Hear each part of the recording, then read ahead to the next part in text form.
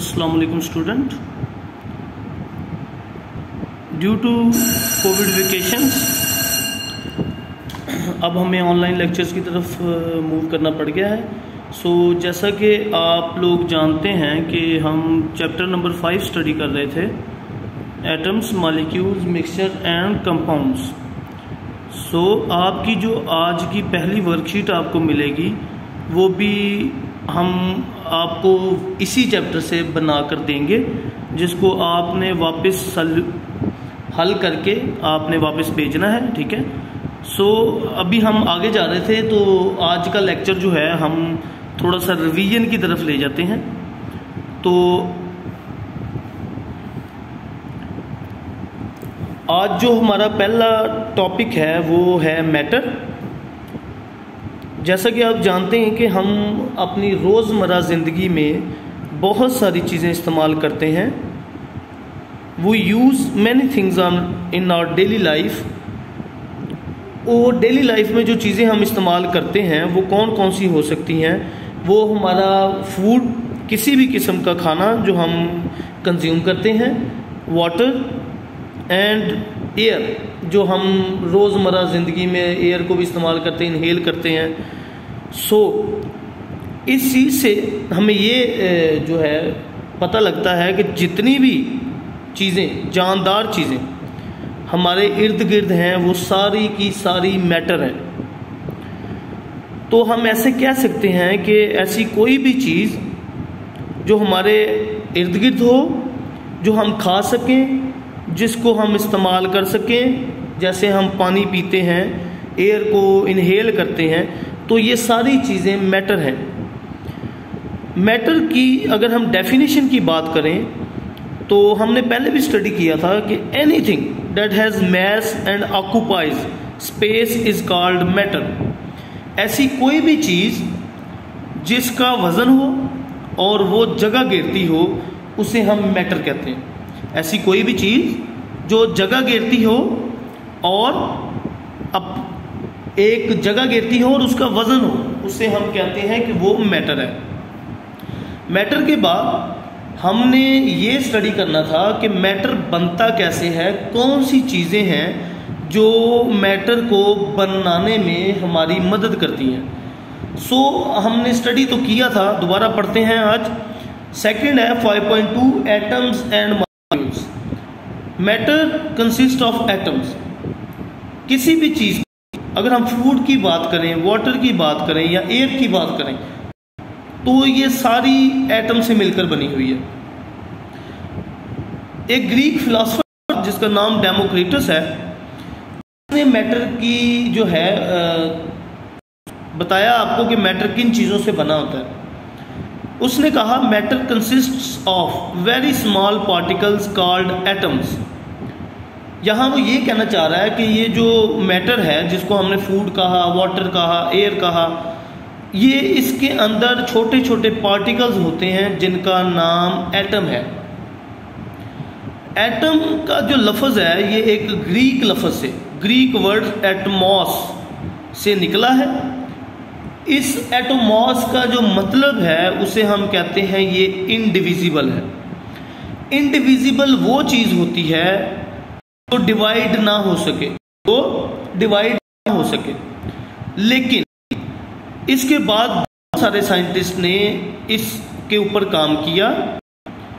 लेकिन अब जो है, जो हमें एक्सपेरिमेंट के ज़रिए रिजल्ट मिल गया है, उसमें हम ये कहते हैं कि जो आपका एटम है ये डिविजिबल पार्टिकल है। जैसा कि आप स्क्रीन देख भी सकते हैं, एटम्स एंड मॉलिक्यूल्स वाले पैराग्राफ में उसने लिखा भी हुआ है, but modern research shows it is a divisible particle.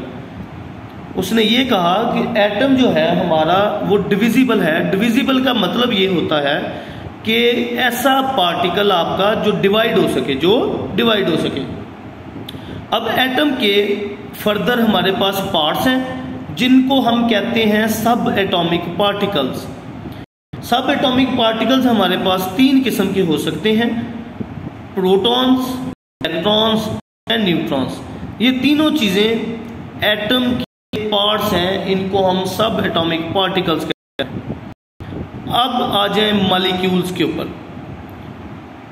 अब बहुत सारे जो हमारे एटम्स हैं ये जो हैं ये अलग नहीं रह सकते।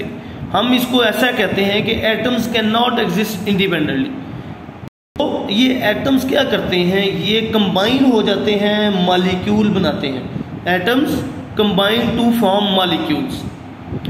अ molecule is the smallest particle of a substance which can exist independently. ऐसा कोई भी कंपाउंड, ठीक है, ऐसी कोई भी सब्सटेंस जो इन स्मॉलेस्ट पार्टिकल्स एटम से मिलकर बनती है और वो इंडिपेंडेंटली रह भी सकती है। इंडिपेंडेंटली का मतलब मैंने आपको पहले भी बताया था कि इसे हम कहते हैं आज़ादाना तौर पर। हमारे एटम्स जो हैं वो आज़ादाना तौर पर नहीं रह सकते, लेकिन हमारे मॉलिक्यूल्स जो हैं ये आज़ादाना तौर पर रह सकते हैं। क्यों? क्योंकि मॉलिक्यूल्स में 2 या 3 एटम्स होते हैं या उससे ज़्यादा भी हो सकते हैं। मॉलिक्यूल्स में कंसिस्ट ऑफ सिमिलर और डिफरेंट एटम्स। एक मॉलिक्यूल में एक जैसे एटम्स या मुख्तलिफ किस्म के एटम्स भी हो सकते हैं। अब अगर हम उनकी बात करें, यहाँ पर हमारे पास एक एग्जाम्पल है हाइड्रोजन गैस की। तो हाइड्रोजन गैस जो मॉलिक्यूल है इसमें 2 हाइड्रोजन एटम। और हम एक और एग्जाम्पल लें तो ये हमारे पास एग्जाम्पल आ रही है वाटर मॉलिक्यूल की। जो वाटर मॉलिक्यूल है हमारे पास, इसका फार्मूला है H2O। सो ये जो H2O है इसमें आप देखिए, इसमें अब टोटल 3 एटम्स हैं, 2 हाइड्रोजन के और 1 ऑक्सीजन का। सो अब हाइड्रोजन और ऑक्सीजन जो रही है, ठीक है, ये आपके लिए एक मॉलिक्यूल बनाती है जिसे हम वाटर कहते हैं। नेक्स्ट पेज पे तो यहाँ पर उसने आपको वाटर मॉलिक्यूल की स्ट्रक्चर दी हुई है। उसे आप अगर गौर से देखें तो एक ऑक्सीजन मॉलिक्यूल के साथ 2 हाइड्रोजन के एटम्स जो हैं बॉन्ड हैं, ये बना रहे हैं आप वाटर मॉलिक्यूल। अब हम करेंगे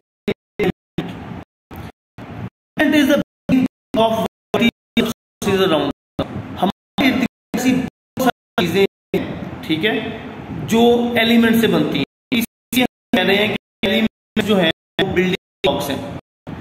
element is pure substance. Pure substance से मतलब है कि ऐसी कोई चीज जिसमें कोई भी ऐसी और चीज इस्तेमाल ना हो। सिर्फ एलिमेंट जो है ये आपके खसूसियत रखते हैं कि इनके पास खासियत है कि सिर्फ एक ही काइंड, एक ही टाइप के एटम से बनते हैं। इनमें कोई भी और एटम मौजूद नहीं होता। हम एटम्स की बात करें, iron, silver, gold, carbon, oxygen, ये वो एलिमेंट हैं जो डेली या एवरीडे लाइफ में आप लोग इनको इस्तेमाल भी करते हैं। इसके अंदर एटम भी एक होता है। तो आपको एग्जांपल देते हैं ये होते क्या हैं। अगर हम आयरन की बात करें तो आपके इर्द गिर्द जितने भी लोहे के कंपाउंड्स या लोहे की थिंग्स जो बनी हुई हैं उन सब में आयरन मौजूद होता है। सिल्वर और गोल्ड का आपको पता है कि इसकी ज्वेलरी और यूटेंसिल्स, होम में जो हम बर्तन इस्तेमाल करते हैं वो। कार्बन है, मैंने आपको बताया कोयला, जब लकड़ी को हम जला देते हैं और वो कोयले में कन्वर्ट हो जाती है, उसमें कार्बन होती है। और ऑक्सीजन वो आपको पता है कि हमें सांस लेने देती है। टोटल जो है 118 एलिमेंट जो साइंटिफिक नोन है, उनमें 92 एलिमेंट्स जो है वो नेचुरली पाए जाते हैं आपकी इस वर्ल्ड में। एलिमेंट के पास एक और खासियत होती है कि ये आप तीनों स्टेट्स पाए जाते हैं। मैटर की states solid, liquid and gas. In elements को रिप्रेजेंट करने के लिए, ताकि ये हमें आसानी से पता लगे कौन सा एलिमेंट क्या है, इन्हें हम सिंबल से डिराइव करते हैं। अगर आप यहाँ गौर से देखें तो उसने 3 स्टेट्स ऑफ मैटर आपको बताई हैं, तो मैं आपको अलग अलग एलिमेंट्स का बता देता हूँ कि वो किस स्टेट में पाया जाता है। आपका है वो आपको ज्यादातर गैस में मिलेगा। तो कार्बन है, जैसे कोयला है वो सॉलिड फॉर्म में, तो कार्बन आपको सॉलिड फॉर्म में मिलेगा। गोल्ड आपको दो फॉर्म में मिल सकता है, सॉलिड एंड लिक्विड। ऐसा ही आयरन और सिल्वर के केस में भी होता है, ये दोनों भी आपको सॉलिड और लिक्विड केस में मिलेंगे, अदरवाइज गैस ये आपको नहीं मिलेंगे। अब आपको मैं बताता चलूं कि आज के लेक्चर वर्कशीट आपको मिलेगी, वो आपने मुझे सॉल्व करके, ठीक है, आपने स्कूल को सबमिट करवानी है। आज जो स्टडी किया मैटर, एटम्स एंड मॉलिक्यूल्स, फिर उसके बाद हमने मॉलिक्यूल स्टडी किया, उसके बाद हमने एलिमेंट्स किया, ठीक है। इसमें से आपको जो है क्वेश्चन मिलेंगे, आपकी एक शीट आपके पास आएगी, लेक्चर को देखते हुए समझते हुए आपने वो वर्कशीट जो है सॉल्व करके आप वो मुझे वापस भेज देनी है। Thank you very much. अब आपको नेक्स्ट लेक्चर आपको वेडनेसडे को मिलेगा। Thank you.